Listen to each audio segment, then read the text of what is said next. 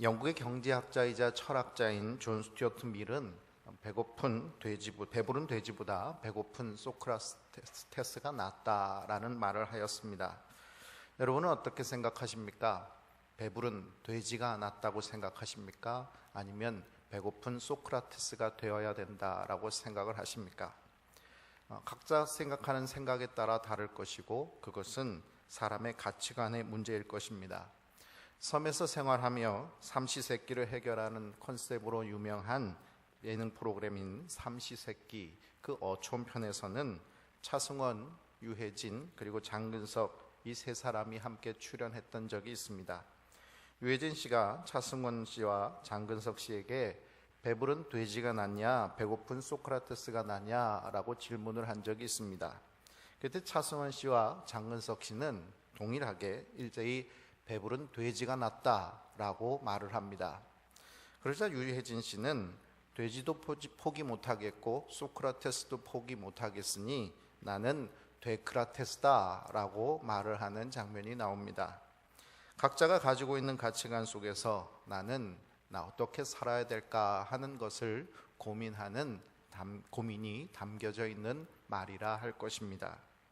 인간을 창조하신 하나님께서는 동산 각종 나무의 열매는 내가 임의로 먹을 수 있다 먹으라 라고 주님 말씀하셨습니다. 인간은 먹는 존재로 창조되었다는 것입니다.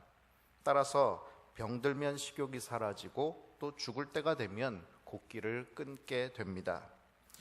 식욕은 이 땅을 살아가라는 명령을 받은 우리에게 하나님의 명령을 따라 생존할 수 있게 해주시는 힘이 되는 것입니다. 그런데 인류 최초의 범죄는 바로 이 먹는 문제에서 발생되었습니다. 범죄의 결과로 인간은 먹고 사는 문제를 걱정하게 되었지만 신약에서는 예수님께서 우리의 생명의 떡이 되셔서 우리가 주 안에서 무엇을 먹을까 걱정하지 않아도 되는 삶을 우리들에게 허락해 주시고 또 주님과 더불어 먹는 천국 잔치를 예비하시고 계십니다. 하나님은 출애굽한 이스라엘 백성에게 직접 만나와 메추라기를 내리셔서 먹여주셨고 예수님은 오병이어의 기적을 통해서 우리에게 먹이셨습니다. 이렇듯 먹고 먹이시는 일에 관심을 많이 기울이는 것이 성경인데도 아이러니하게도 탐식이라는 용어 그 자체는 잠언에서 음식을 탐하는 자 정도로 언급되어졌을 뿐 거의 언급되지 않는 단어입니다. 이렇게 성경에도 거의 언급되지 않는 단어를 기독교회에서는 왜 7가지 죄악의 목록으로 집어넣어서 기독교 역사 1500년 동안 죽음에 이르는 큰 죄악 7가지 중에 하나로 처리하고 있는 것일까요? 오늘 말씀은 너무나 유명한 에서의 팥죽 이야기입니다. 하루 종일 사냥을 나갔다가 돌아와서 배가 고픈 에서는 동생 야곱이 쑤어놓은 팥죽에 장자권을 팔아 넘긴다는 이야기입니다. 우리는 흔히 탐식을 이야기하면서 탐식, 그것은 먹기를 탐하는 것이요 또 많이 먹는 것, 다시 말해 먹기를 탐하는 것은 많이 먹는 것이라고 이해를 합니다. 그런데 우리는 성경에서 말하고 있는 죄악의 모습이 바로 이렇게 많이 먹는 것이 죄라 하고 말하고 있지 않다는 것을 먼저 알아야 합니다. 그러나 에서는 배가 고파서 먹었을 뿐이요 그가 먹은 팥죽은 대단한 음식도 아니었습니다. 또 에서가 팥죽을 엄청나게 많이 먹었다 하는 이야기는 성경 어디에도 없습니다. 따라서 무엇을 먹느냐 또 얼마를 먹느냐 하는 양과 질의 문제가 탐식의 범죄와 연결되어지는 것이 아니라는 사실을 먼저 기억하시기 바랍니다. 탐식은 무엇을 먹느냐, 얼마를 먹느냐 하는 양과 질의 문제가 아니라 얼마나 먹는 것에 지배당하고 있느냐 하는 문제라는 것을 먼저 알아야 합니다.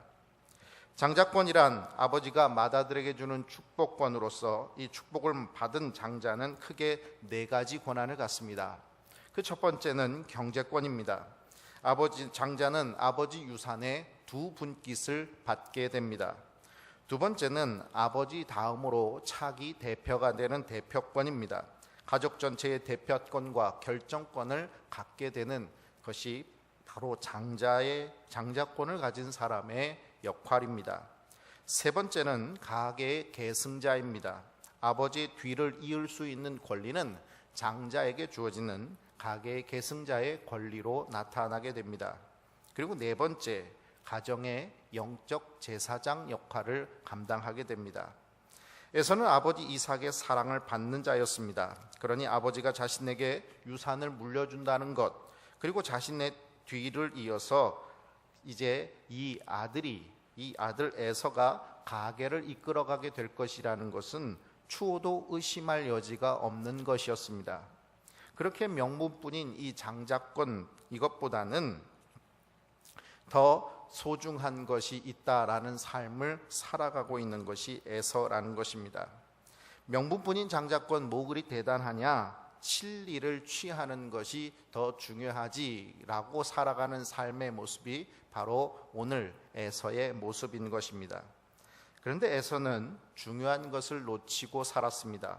바로 네 번째 권한인 가정의 영적 제사장의 권리를 소홀히 여기고 살아간 것입니다. 성경의 내용을 잘 아는 사람들은 이미 야곱과 에서의 운명이 결정되어 있다는 것을 생각할 것입니다. 그래서 이 장자권은 야곱에게 당연히 넘어가게 되어 있는 것 아니냐, 태어날 때부터 하나님께서 그렇게 결정하신 것 아니냐라고 생각하면서 이 에서에게 무한한 동정심을 느끼기도 합니다. 에서가 무엇 때문에 야곱을 섬겨야 합니까? 우리는 오해하는 경우가 많이 있습니다. 큰 자가 어린 자를 섬기리라 말씀하신 주님의 말씀이 마치 운명론인 것처럼 착각하기 때문입니다. 그러나 하나님께서는 인간이 죄악에서 떠나길 원하시고 회개하면 언제든지 그 뜻을 돌이켜주시는 하나님이십니다. 그러기에 에서 또한 그가 자신의 길을 선택한 것이지 하나님이 운명론으로 깔아놓은 길을 걸을 수밖에 없게 된 것은 아니라는 사실입니다. 이 에서의 선택이 어떠했는지를 한번 보십시오. 우리 32절 말씀 같이 봉독합니다. 에서가 이르되 내가 죽게 되었으니 이 장자의 명분이 내게 무엇이 유익하리요? 에서는 자기의 목숨보다 장자권이 귀하다고 생각하지 않습니다. 사실 에서가 생각하는 선에선 그렇습니다. 유산을 2배로 받는들 자기가 죽으면 무슨 소용이 있겠습니까? 죽은 다음에 가계의 계승자가 될 수 있겠습니까?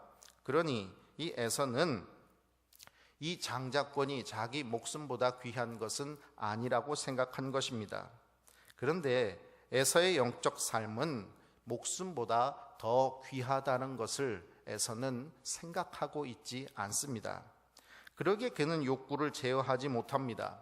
배가 고프면 무슨 대가를 치르더라도 먹어야 사는 탐식의 사람인 것입니다.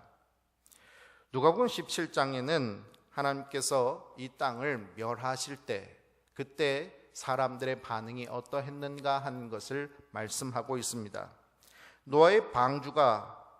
노아가 방주에 들어가던 날까지 사람들은 먹고 마셨다라고 말을 합니다. 또 롯의 때도 똑같아서 사람들은 먹고 마셨다라고 말을 합니다.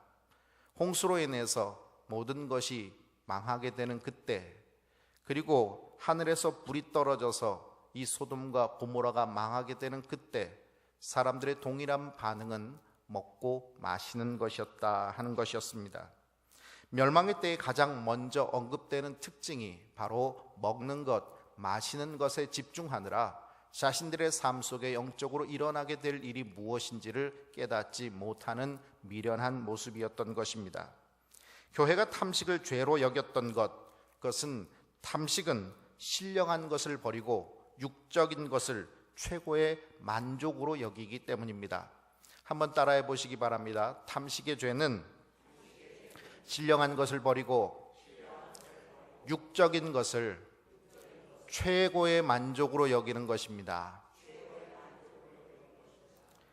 제어되지 않는 탐식의 소유자였던 에서는 40대에 가나안 여인들을 아내로 맞이합니다.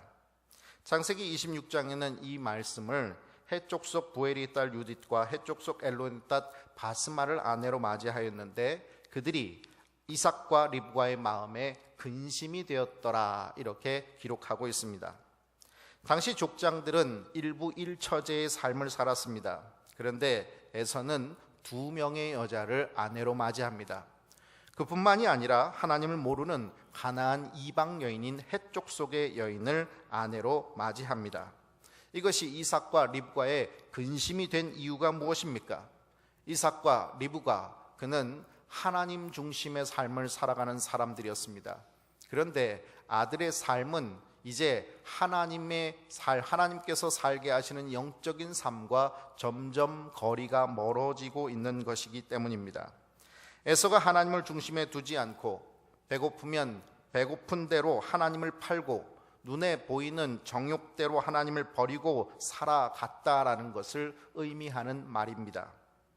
사실 탐식의 소유자가 어떻게 정욕의 소유자로 변질되어 가는가 하는 것은 고린도전서 6장 13절에 잘 나타나 있습니다.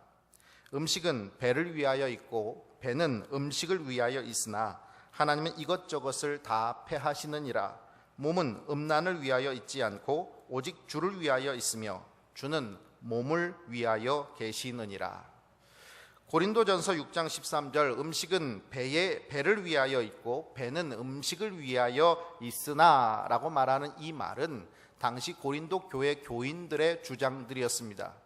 내 배가 왜 있느냐? 음식을 위해서 있는 거 아니냐? 음식은 배부르라고 있는 거 아니냐? 이렇게 음식을 탐하고 그렇게 음식 자체만을 위해서 살아가는 삶을 살아가는 사람들, 바로 그들의 삶은 이제 그저 음식에 탐식을 갖는 것뿐만이 아니라 음란으로 이어지고 하나님께 영광을 돌리지 못하는 영적 단절의 삶으로 전이 되어 간다는 것을 말씀하고 있는 것입니다. 결국 이들의 모습은 빌립보서 3장 19절 말씀에 그들의 마침은 멸망이요 그들의 신은 배요 그 영광은 그들의 부끄러움에 있고 땅의 일을 생각하는 자라라고 말씀하고 있습니다. 결국 탐식의 죄를 범하는 사람들은 이 먹는 것이 우상이 되어버리고 결국 이 땅의 것에 집중하느라 멸망당한다라는 것을 말해주고 있는 것입니다. 탐식은 자기 자신의 몸의 쾌락에 집중하는 죄악입니다. 육적 쾌락에 집중하게 되면 영적 성숙에 대해서는 점점 무관심하게 되는 것입니다. 한 번도 영적 성숙의 자리로 나아가려고 하지 않고 그저 오늘 배불리 먹고 마시고 잠들면 나는 행복하다라고 말하는 삶이 바로 탐식의 삶인 것입니다. 오늘 우리가 살아가는 세상 속에서는 수많은 TV 방송을 통해서 먹방이 방영되고 있습니다. TV만 틀면은 이곳저곳에서 음식을 소개하고 그리고 그것을 만들고 그것을 아주 맛있게 먹어대는 사람들의 모습들이 있습니다. 그와 동시에 또 몇 개 텔레비전 프로그램을 돌려보면 홈쇼핑 광고에서는 항상 날씬한 여자들이 서 있는 다이어트 광고가 계속 지속됩니다. 사람들의 개인 SNS 사진들을 올려놓은 것을 보면 수많은 음식 사진들, 그것을 먹고 있는 사진들을 올려놓고 그 밑에다 글을 달기는 오늘 폭망했다, 오늘 살 엄청나게 쪘다, 이런 소리를 적어놓고 있습니다. 먹기는 먹는데 그 먹는 것이 고민이 되고 걱정이 되는 세상이라는 것입니다. 한쪽에서는 먹는 쾌락 속으로, 그리고 또 한쪽에서는 살이 찌지 않도록 먹는 것에 민감하게 신경을 쓰는 전혀 새로운 유형의 탐식이 이제 우리를 사로잡고 있는 것입니다.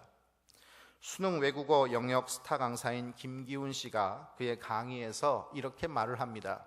대한민국에서 절대 망하지 않는 산업 2가지가 있는데 그 첫째는 영어 산업이고 두 번째는 다이어트 산업이다. 여러분, 우리나라에서 연간 다이어트 시장이 얼마나 되는지 아십니까? 우리나라에서 1년 동안 다이어트 이 산업으로 벌어들이는 돈은 10조 원입니다. 날씬함을 유지하기 위해서 다이어트 음료, 저지방, 식품에 과도하게 집착하면서 이제는 또 다른 탐식, 한마디로 말해서 저지방, 다이어트 음료와 같은 음식에만 집착하게 되는 새로운 유형의 탐식의 모습들이 드러나고 있습니다. 결국 더 많이 먹든지 아니면 덜 먹는지 그것에 집중하게 되는 현대 사회 문화 자체가 점점 우리를 탐식자로 만들어가고 있습니다. 그렇다면 우리는 어떻게 이 탐식의 죄악으로부터 벗어날 수 있을까요? 거친 음식을 먹고 소식을 하고 또 먹는 것에 대해서 전혀 기쁨을 느끼지 말아야 한다. 이것이 대답이 될 수 있을까요? 예수님은 사람들에게 먹기를 탐하는 자라고 그렇게 불려졌습니다. 그렇다면 먹는 것 자체, 그것을 줄인다든지 아니면 거칠게 먹는다든지 하는 것들이 대답이 될 수는 없는 것입니다. 어거스틴은 현명한 자는 진수성찬을 먹으면서도 식도락이나 탐식의 죄를 짓지 않을 수 있지만 어리석은 자는 형편없는 음식을 먹으면서도 추잡하기 짝이 없는 역겨운 욕망을 드러낸다라고 말을 합니다. 성경과 기독교 신학자들이 이 탐식의 죄로부터 우리를 구할 수 있는 방법으로 제안하고 있는 그것은 바로 금식입니다. 금식은 몸의 자연적인 욕구인 식욕을 거부하는 것입니다. 자기에게로 집중되어 있는 삶을 잠시 멈추고 하나님께로 돌이켜서 하나님의 은혜 안으로 들어가는 것, 이것이 바로 금식입니다.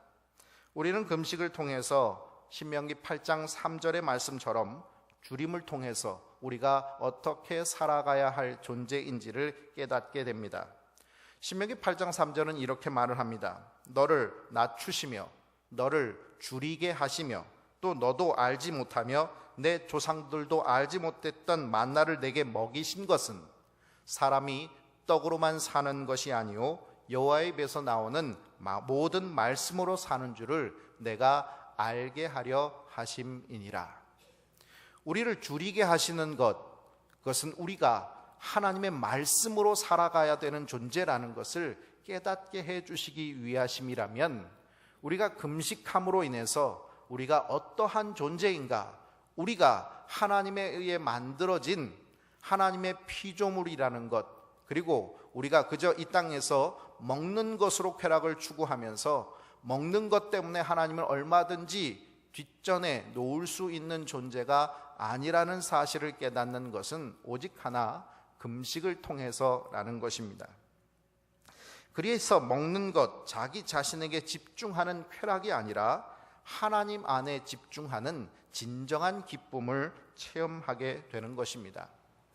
로마서 14장 17절 하나님의 나라는 먹는 것과 마시는 것이 아니요 오직 성령 안에 있는 의와 평강과 희락이라 말씀하시고 있는 것은 먹는 것과 마시는 것에서 결코 만족할 수 없는 영적인 만족이 오직 하나님 안에 있음을 우리에게 말씀해 주고 있는 것입니다. 배불리 먹으면 우리가 만족할 수 있었습니까? 우리는 광야에서 만족하지 못했던 이스라엘 백성들이 어떻게 멸망되어 갔는지를 알 수 있습니다. 금식은 그저 밥을 굶는 경험이 아닙니다. 그저 밥을 굶어보면서 배가 고파지면 하나님을 더욱더 생각하게 된다, 그것이 아닙니다. 여러분 한번 밥을 굶어보십시오. 하나님이 생각납니까? 밥이 생각납니까? 밥이 생각납니다. 그러게 단순히 밥을 굶는다는 것, 이것이 금식이 아닙니다. 그런데 많은 사람들이 시간을 정해놓고 밥을 굶는 것이 금식인 줄 아는 것이 있습니다. 그런데 여러분, 금식을 통해서 남은 자기의 음식을 가난하고 고통받는 이웃들에게 나눠주는 것을 목적으로 해야만 진정한 금식이 되는 것입니다. 결국 이 금식을 통해서 나에게 집중되어 있던 것을 하나님께로 바꾸어갈 때 하나님의 시선이 누구에게로 향하고 있는가를 깨닫게 됨으로 말미암아 우리가 내가 먹고 마심으로 나에게 집중되어 있던 모든 것들을 내 이웃들에게 돌려주게 되는 것, 이것이 바로 금식의 진정한 영적 유익인 것입니다. 자기 자신에게 주는 영적 유익만이 아니라 이웃을 향해 실제적인 유익으로 이어질 때 하나님께서는 더욱 기뻐하시는 것입니다. 출애굽하기 전 이스라엘 백성들에게는 유월절 행사가 치러지게 되었습니다. 유월절의 음식은 쓴 나물과 누룩 없는 떡을 먹는 것이었습니다. 여러분, 쓴 나물이 배불렀겠습니까? 누룩 없는 떡은 얼마나 맛이 없는 줄 아십니까? 그것을 먹는 이스라엘 백성들, 그들은 그것으로 만족할 수 있었을까요? 그런데 성경은 그들이 유월절 음식을 먹고 마실 때 그들 안에 어떠한 불평도 불만도 없었다는 것을 말해 줍니다. 그저 주님께서 말씀하시면 말씀하시는 대로 순종했고 그것으로 그들은 만족했던 것입니다. 왜 그렇습니까? 저 강력한 애굽을 멸하시고 하나님께서 우리 이스라엘 민족을 구원해 주셔서 이제 하나님의 땅으로 들어가게 해 주실 것이라는 소망이 그들 안에 가득했기 때문입니다. 구원에 대한 감격과 또 앞으로 하나님께서 우리를 인도해 주실 것이라는 소망이 가득 찰 때 그들은 무엇을 먹는가 하는 것에 집중하지 않았습니다. 그저 그 것만으로 감격했고 감사했고 기뻐했습니다. 광야에서 하나님은 계속해서 그들을 먹이셨습니다. 세상에 있지도 않은 음식을 하나님께서는 창조하셔서 그 음식을 이스라엘 백성에게만 주셨습니다. 그것은 꿀 섞은 과자 같은 만나였습니다.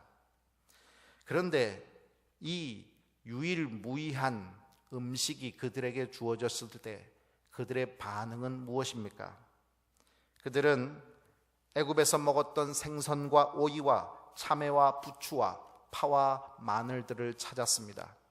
하나님께서 주시는 것에 만족하고 하나님의 은혜에 감격하기보다는 애굽에서 먹을 수 있었던 것들의 음식의 목록들을 주장하면서 그들은 그곳에 집중하고 있었던 것입니다. 오늘 우리가 음식을 대할 때마다 감사 기도를 드리는 이유는 무엇입니까? 그것은 바로 우리가 하나님께서 베풀어 주신 은혜로 산다라는 것을 고백하는 것입니다.